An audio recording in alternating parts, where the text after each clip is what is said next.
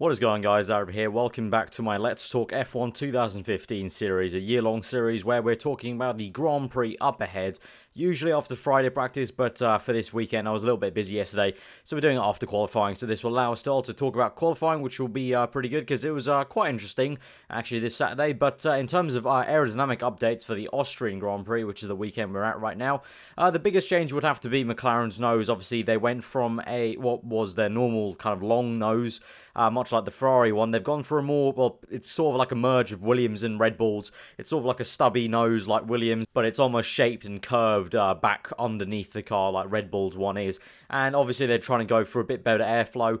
Weirdly, they've only put it on Fernando Alonso's car. Something about, it looks like Jenson Button got an upgrade in China before Alonso got one in Bahrain. So it looks like they've kind of leveled the playing field there, with Alonso getting this update in Austria and then Jenson Button not getting it for here at Austria. He'll probably be getting it for Silverstone if it works out indeed. But generally, obviously, just trying to get more airflow underneath the car, which will eventually feed back to the rear of the car. We'll see if it works out. Obviously, McLaren being hit with huge, monstrous penalties, which means they both start at the back and have in-race penalties. At least Button does, I think. I'm not too sure about Alonso. Didn't really quite read into it, but I think Button has a 10-second stop-go penalty during the race, so that will really hamper his stuff. But yeah, just showing again, Formula 1 getting a little bit crazy with the penalties. Red Bull as well with penalties. You know, all these teams struggling with power units are all going to be getting penalties now from now on. And I don't know, tell me what you guys think about it. Do you like seeing all these penalties being put forth, even though we should maybe be trying to stick to the rules in terms of, you know, we want, you know, the formulas trying to get better efficiency.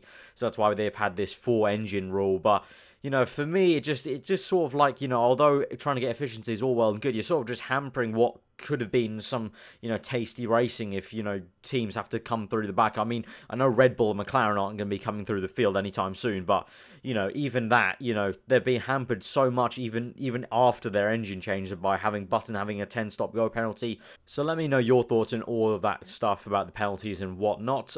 So apart from the McLaren update, the only kind of major thing to talk about is also Red Bull, that from last weekend, they basically went overhaul on their side pods and have thinned them out greatly. As you can see right now, the comparison on the left between Monaco.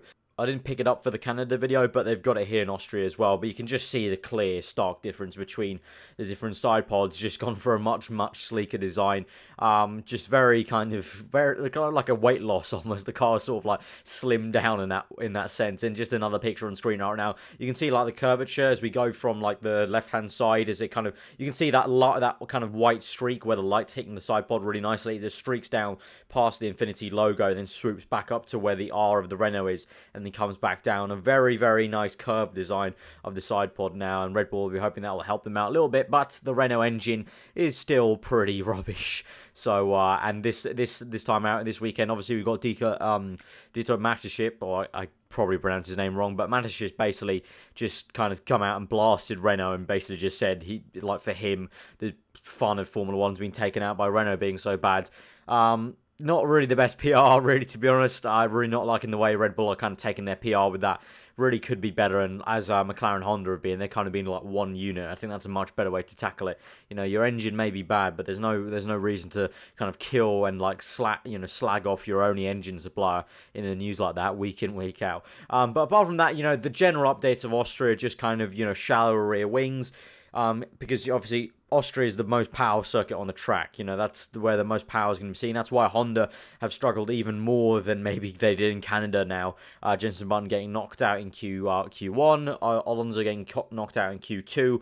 Didn't look like they have much pace. Red Bull also struggling. I mean, Fiat did very well to get into Q3. I'm very impressed by that. Ricciardo out in Q2. It's a very power-hungry circuit, so you see like Mercedes, you know, stretching their muscles. We saw Vettel finishing in third, if you didn't know, in Q3. It was 7 tenths behind Nico Rosberg, pretty much 6.6 tenths behind Nico Rosberg. So quite a sizable gap, just showing the Mercedes power really being unleashed here in Austria. Also an update that was from Canada as well on Mercedes, but again I didn't pick it up in the Canada video.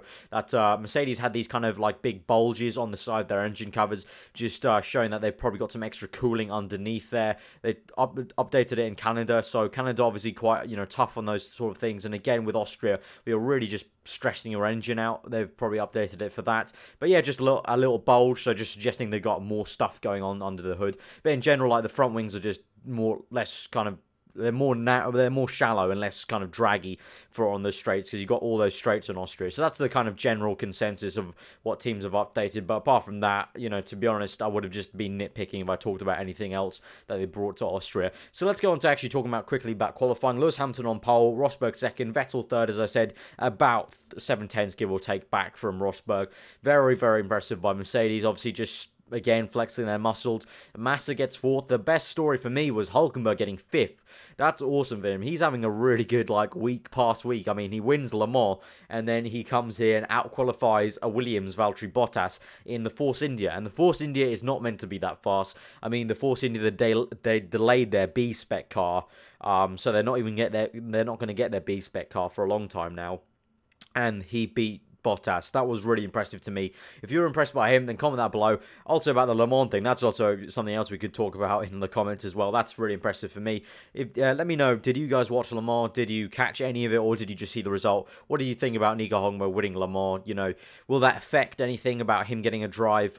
Personally, I don't think, the way F1 is at the moment, it's sadly to say that even though he won Le Mans with Porsche, I really don't think that will even affect him maybe getting a seat at a higher team. Unfortunately, that's just the way it is. All the top teams are sort of getting locked in with their drivers right now, and the bottom teams, obviously, you're not going to want to go backwards. But yeah, Felipe Massa in fourth, Hülkenberg fifth, Bottas sixth. Good job from Verstappen, Danica Kvyat, and Felipe Nasr as well. Kvyat, I was very impressed with, as I said. Red Bull, I thought they would struggle a little bit more than I thought. Honestly, where Ricciardo finished, I thought Kvyat would be there as well, but he's done really well to get an 8th, and Nasr as well. I mean, considering Sauber's season last year, you can say that for this entire season, that Sauber have just cropped up with so many surprises, and for Nasr to get 9th, that's really great for him, and, you know, hopefully he can have a good race. For the race tomorrow, well, I don't know. I'm not going to say a prediction, really, but it's pretty obvious. I think the Mercedes are going to win. I think it might be a 1-2. I really don't think Vettel's going to hamper Mercedes whatsoever, but then back from that, I think Vettel will just get a solid 3rd place once more.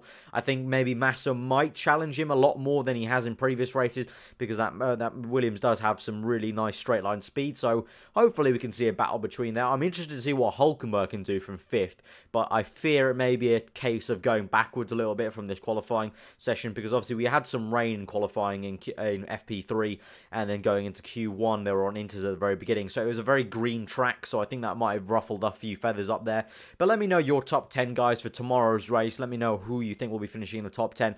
Always like to read the comments on what you guys are thinking about for the race. But yeah, that's been a very condensed Let's Talk. Apologies for that, really. Basically, it was a combination of, one, there not actually being that much to talk about, and I'm not going to start nitpicking just to put stuff in the video, and 2, as well, I was very busy editing other series like head-to-head yesterday and today in the morning. So yeah, apologies if you wanted a bit of a longer video, but I feel it was better than just trying to, you know, waffle on and try and just nitpick at different kind of updates or any detailing and stuff like that. But yeah, if you did enjoy the video, leave a like, comment below what you thought, subscribe if you're around here for daily F1 just like this. I've got another video coming out in an hour, I hope, about F1 2015, so check that out as well, guys. But I hope you enjoy the rest of your day, and I'll see you guys next time.